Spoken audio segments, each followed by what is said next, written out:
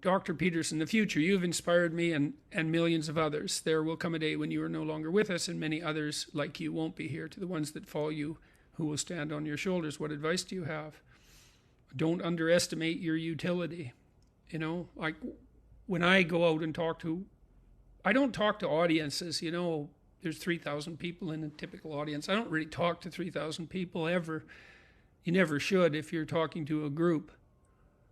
You don't deliver a prepackaged talk to an audience. You try to speak to people directly, and maybe there's a lot of them there, but it's still a one-on-one conversation if you're doing it right. And, you know, I suggest to people that there's more to them than they think. There's more opportunity in front of them than they might see, and that they have a responsibility to bear that is also simultaneously an opportunity.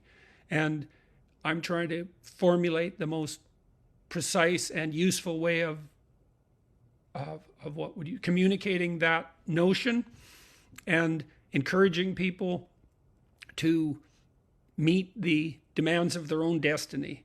And that's the advice: is you find people around you.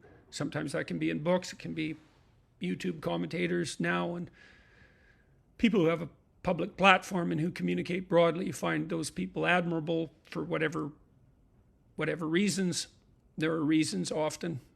And what you want to do is mold yourself into someone like that. Encourage yourself to become someone like that. At whatever scale you can manage. Maybe that's for you, you know, only. And that's not nothing. And then maybe it's for you and your wife or your husband or your small business or your kids. None of that's nothing. Those are big accomplishments. And so assume that what you have in front of you is plenty for you, because it is. And do what you can to make the best of it. And I don't mean put up with it and tell yourself lies to keep yourself happy in the face of catastrophe. I mean, try to make the best of it. And to the degree that you do that, and you have some fortune and some support,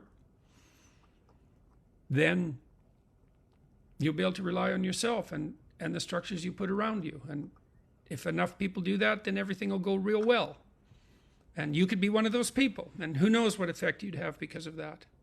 Certainly, at least you wouldn't be making things worse. And that's certainly something. How can I be less dramatic? Well, you're probably high in neuroticism. You might want to take the personality test and find that out.